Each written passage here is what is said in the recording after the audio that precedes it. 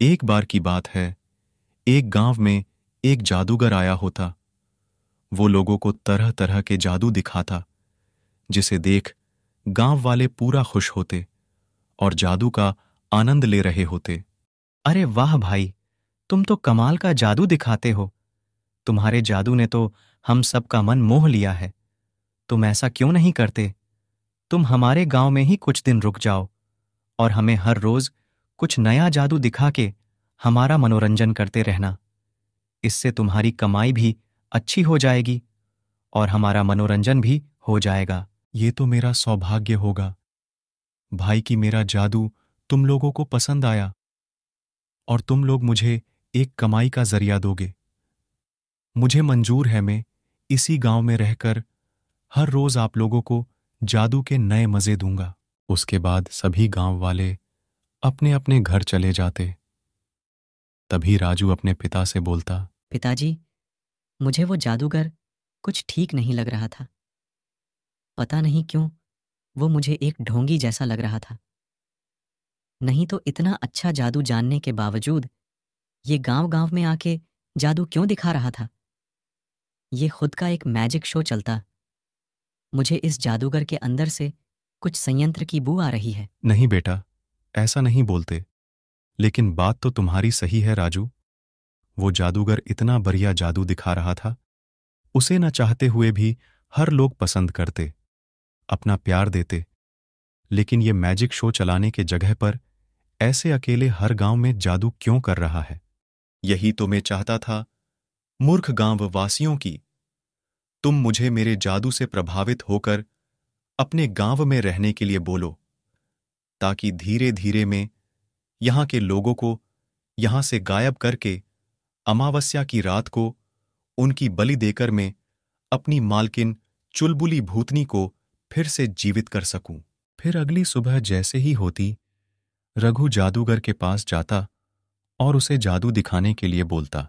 चलो भाई जादूगर, कल तुम्हारा जादू देखकर मन खुश हो गया था। आज भी कुछ ऐसा जादू दिखा जिसे देखकर मन गदगद हो जाए।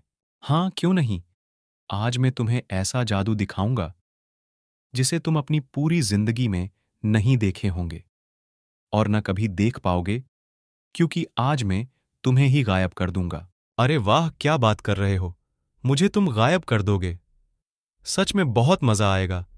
चलो भाई, शुरू करो। मेरी बचपन से इच्छा थी किसी जादूगर के साथ ये वाला जादू करने का, लेकिन मुझे जल्दी ही वापस लेते आना, नहीं तो पता नहीं मेरा क्या होगा। इतना बोलते ही ये जादू करता और रघु को यहां से गायब कर देता और बोलता, ये मेरा पहला शिकार मेरे चंगुल में फंस गया। अब मुझे 2 दिन के अंदर 10 लोगों को अपने जाल में फंसाना होगा, ताकि मैं अमावस्या की रात को उनकी बलि देकर अपनी मालकिन को फिर से जिंदा कर सकूं। रघु के गांव से गायब होते ही पूरे गांव में एक अजीब सा माहौल छा जाता। सभी लोग परेशान होते। उर्मिला, पता नहीं ये रघु के साथ क्या हुआ है। उसे ढूंढते ढूंढते दिन रात एक कर दिए हम लोगों ने, लेकिन उसका कहीं पता नहीं चला। पता नहीं वो कहां होगा और किस हाल में होगा। मुझे उसकी बहुत चिंता हो रही है। हाँ जी, आज मुझे भी उनकी बहुत चिंता सता रही है। आज तक कहीं भी वो हमें बिना बताए नहीं गए हैं, लेकिन ऐसे अचानक कहीं उन पर कोई मुसीबत तो नहीं आ गई। मुझे बहुत घबराहट हो रही है। हमें जल्द ही रघु को ढूंढना होगा। हाँ उर्मिला, ऐसा लगता है जैसे कोई जादू होता और रघु तुरंत हमारे पास आ जाता, फिर सभी चिंता ही खत्म हो जाती। उर्मिला, जादू से याद आया, क्यों ना हम हमारे गांव में आए, उस जादूगर से मदद मांगे। शायद वो अपने जादू से रघु का पता बता सके। हाँ जी, ये बहुत बढ़िया तरकीब है। वो हमारी मदद कर सकते हैं।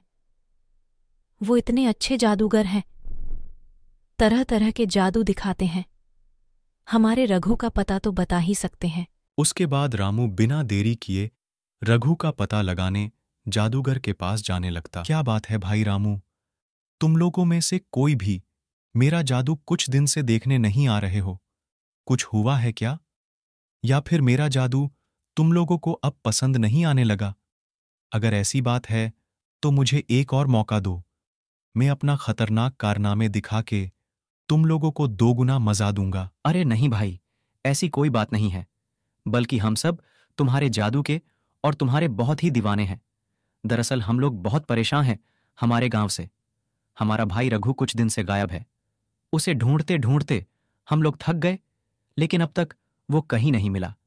फिर सोचा तुम इतने महान जादूगर हो, शायद तुम अपने जादू से रघु का पता बता सको, इसलिए भागे भागे मैं यहां आ गया। बहुत बढ़िया काम किए रामू, एकदम सही जगह पर आए हो। मैं अभी तुम्हें भी रघु की तरह गायब करके बलि के लिए भेज देता हूं। फिर तुम दोनों वह पर छुपन छुपाई खेलना। फिर धीरे धीरे जो भी मेरे पास तुम लोगों का पता पूछने आएगा, सबको मैं तुम लोगों के पास भेज दूंगा। हां रामू, तुम बिल्कुल ठीक किए। पलक झपकते ही तुम्हें रघु के पास भेज सकता हूं। फिर तुम रघु को अपने साथ इस गांव में लेते आना। इतना बोलते ही ये जादू करता और रामू को भी गायब करके बलि के लिए भेज देता। तभी जादूगर की इस हरकत को राजू और रानी छिप कर देख रहे होते हैं। जाओ रामू, जाओ अपने दोस्त रघु के पास जाओ। फिर धीरे धीरे तुम्हारे और भी साथी तुम्हारे पास जाएंगे। उसके बाद जैसे ही अमावस्या की रात आएगी, तुम लोगों को यमराज के पास भेज करके अपनी मालकिन को जीवित करूंगा।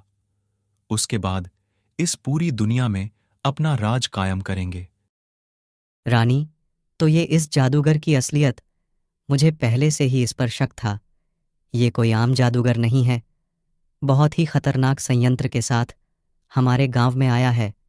अब हमें अमावस्या की रात से पहले पापा और रघु चाचा को वापस लाना होगा, नहीं तो अनर्थ हो जाएगा। हाँ राजू, और उससे पहले गांव वालों को इस जादूगर के पास आने से रोकना होगा, नहीं तो ये उन्हें भी गायब करके बलि के लिए भेज देगा। अब हमें बिना समय बर्बाद किए इस समस्या का हल निकलना होगा। चलो राजू, कुछ सोचते हैं। फिर ये लोग परेशान होकर इस मुसीबत से बाहर निकलने के बारे में सोच ही रहे होते हैं कि तभी वहां पर एक जादुई पक्षी आती और उनसे बोलती। क्या बात है बच्चों, तुम लोग बहुत परेशान दिख रहे हो। तुम लोग मुझे देख के घबराओ नहीं। मैं एक मायावी पक्षी हूँ जो लोगों की इच्छा पूरी करने हर 100 साल में धरती लोक में आता हूँ। मेरा 100 वर्ष पूरा होते ही मैं इधर से जा ही रहा था कि तुम लोगों को मैंने काफी परेशान देखा।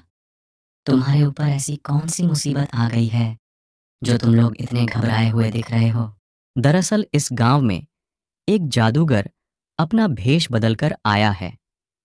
वो गांव के लोगों को जादू दिखाने के बहाने उन्हें गायब करके अमावस्या की रात को होने वाली बलि के लिए भेज दे रहा है, ताकि वो अपनी भूतनी मालकिन को जीवित करके इस पूरी दुनिया में राज कर सके।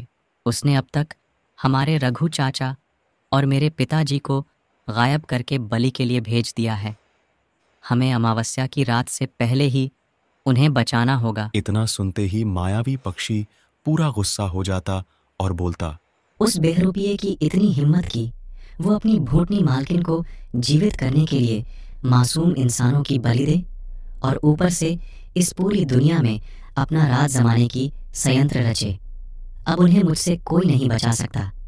तुम लोग चिंता नहीं करो बच्चों, कुछ देर के अंदर तुम्हारे गांव के लोग तुम्हारे पास होंगे और ये जादूगर खुद इस दुनिया में किसी को नहीं दिखेगा। इतना बोलते ही ये जादू करता, जिसके तुरंत बाद ही उस जादूगर के ऊपर बहुत ही भयानक बिजली गिरती, जिससे वहीं उसकी मौत हो जाती और रामू और रघु वापस से अपने गांव में आ जाते।